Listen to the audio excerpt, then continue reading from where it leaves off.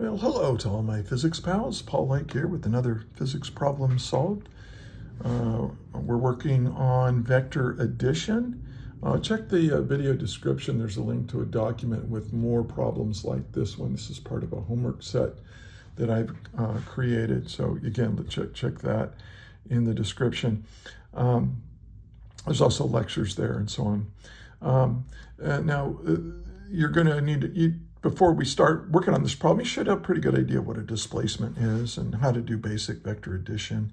And we also are going to be using I, j, and k hat unit vectors. I'll describe what these things mean as we go along. And let's read through the problem. It says an object moves through 3 consecutive displacements. And d1 equals 15i plus 30j plus 12k centimeters. And then d2 is 23i minus 14j minus 5k centimeters. And then d3 is negative 13i plus 15j centimeters. We want to determine the resultant total displacement, and we want to express the answer in rectangular coordinates. And then we want to determine the magnitude of that total displacement. This is a pretty simple problem. Actually, you're probably just beginning working on using unit vectors to do vector addition. So right now, pause the video and try working this yourself, and then hit play and compare your work with mine. Now, I do suggest that you watch the entire video, don't just skip around, because I will give you some advice.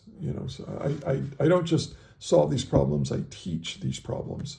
But it's up to you. And I know I talk slow sometimes, so putting it on 1.5 speed makes me sound like a normal person.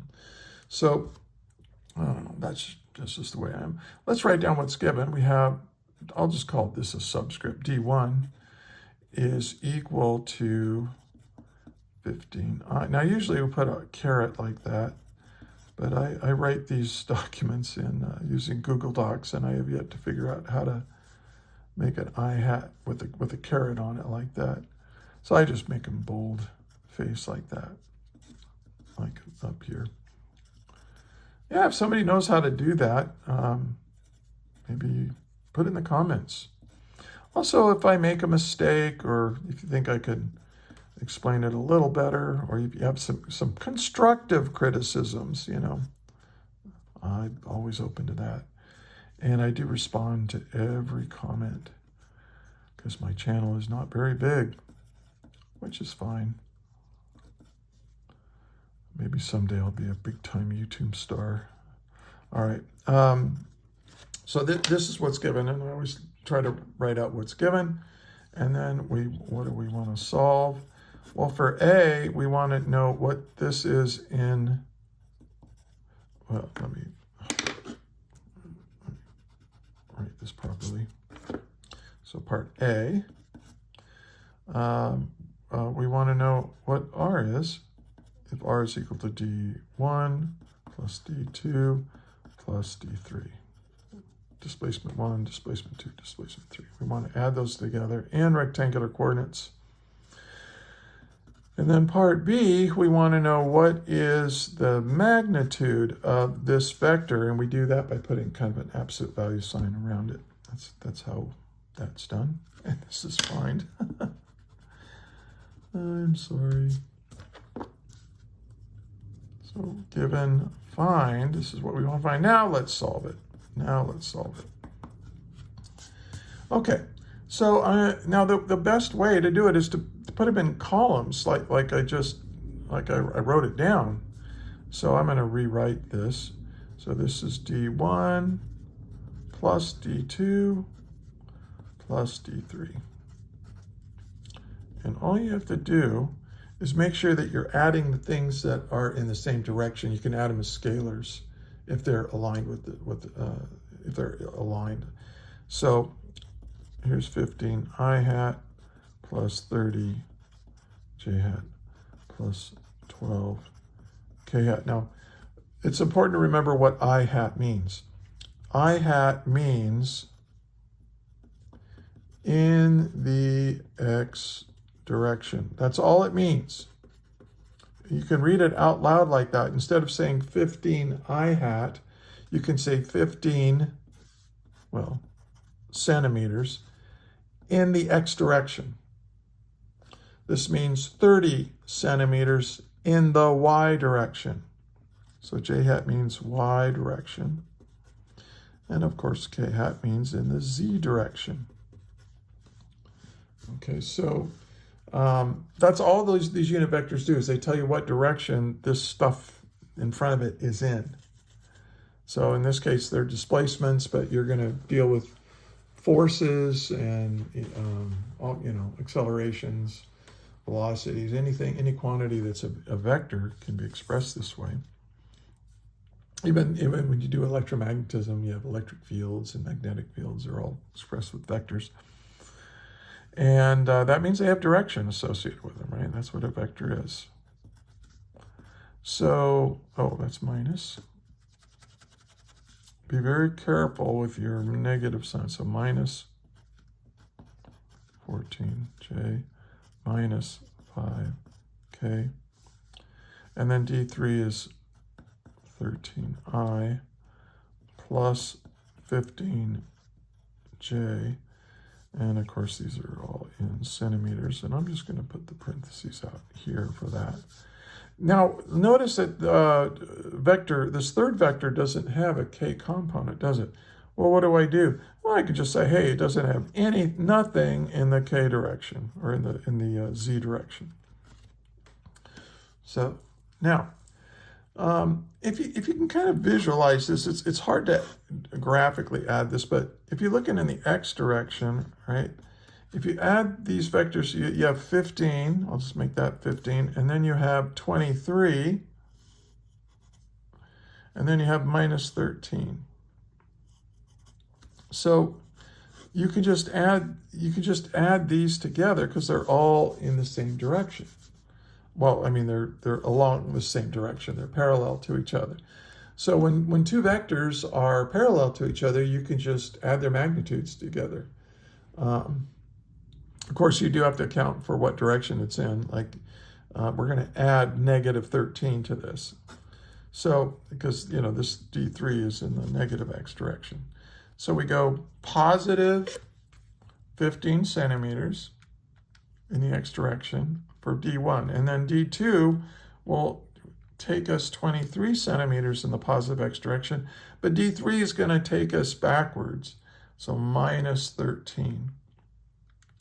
And when I use a calculator to do that, I get 25. 25 in the x, 25 centimeters in the x direction. Now we're just going to do the same thing here.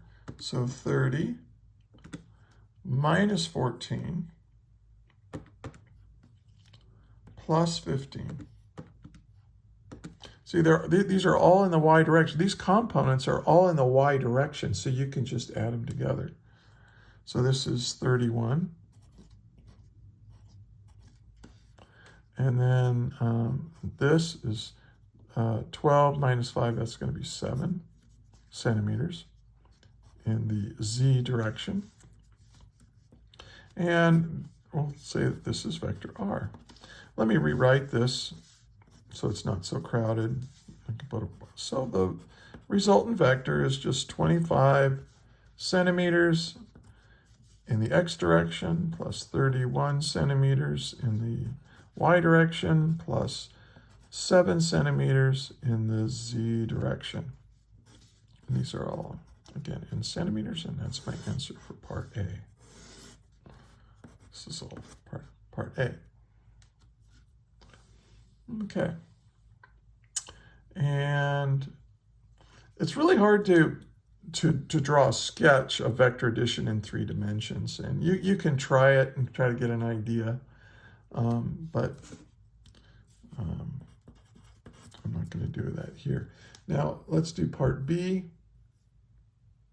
Now, some people are surprised to learn this, but the Pythagorean theorem works in 3 dimensions. The magnitude of r is just equal to the square root of its x component squared plus its y component squared plus its z component squared. And it's fairly easy to prove that. I'm not going to do it here because I don't want this video to be very long, but you know, just like if you have you know, Pythagorean theorem for a triangle, but it also works in 3 dimensions to find the magnitude of a vector that has x, y, and z components. And yeah. Okay, so this is, hey, if you're finding this helpful, please like the video. Really helps other students find it and helps me grow my channel, my little modest channel. I'm a retired physics teacher, and I just kind of like doing this. And I'm also a tutor, so there's a link in the description on how you can reach me if you want, if you'd like some physics tutoring. I tutor students all over the world, and my rates are pretty reasonable. So now I'm just doing this, 25 squared plus 31 squared plus 7 squared equals, and then I got to take the square root of that. And the way I do that on this calculator is just raise it to the power of 0.5. It's the same thing as taking a square root. And I get 40.4. That's my answer.